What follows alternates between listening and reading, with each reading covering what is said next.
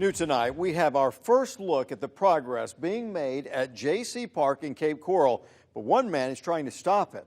He wants to take the city of Cape Coral to court. Thanks for watching the Night Beat. I'm Russ McCaskey. Now, this plot of land was once filled with green. Now it's nothing but dirt and chopped down trees. Neighbors have been vocal about Jaycee Park for about a year, and now one man is taking matters into his own hands by filing an injunction. And the Night Beat's Maddie Herron joins us live from Jaycee Park. So, Maddie, why did this neighbor decide to choose litigation?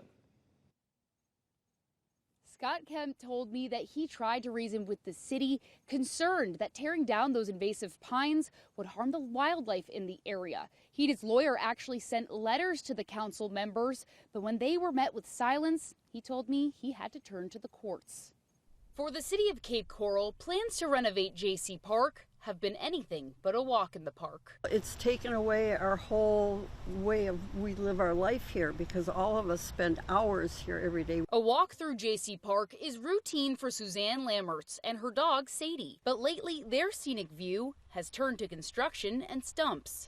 I'm seeing them go up with these big machinery and knocking the trees. If there are birds or whatever or squirrels on the trees, they're just coming down. The whole tree comes down all at once with a crash. Saving Jaycee Park, a message Scott Kemp has been vocal about in the community for years. Now that the city is starting to remove the invasive Australian pines that line this river, he's asking the courts for an injunction. Right now, the injunction would be to stop cutting the trees. On Tuesday, Kemp filed a lawsuit claiming the city is violating the protection of species native to the park, like burrowing owls and bald eagles, species that require special permits when altering their habitats. Every day that passes, more trees fall that serve as a nesting, perching place for eagles and other birds. Kemp's lawsuit focuses on whether the city is removing the trees in an appropriate manner, even offering to pay for an environmental study for Jaycee Park himself. It's not that I'm right.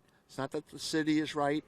It's let's take a pause. Let's bring both parties together. Let's sit down. Let's see what we're dealing with here. Kemp tells me whether this injunction actually goes through, that's in the current hands of a judge. He tells me he doesn't know when that timeline will be, but he hopes it's soon because there might not be anything, quote, left to save. Wink News reached out to the city of Cape Coral and they tell us they have not received any official documents pertaining to this matter just yet. Live on the Night Beat, Maddie Herron, Wink News.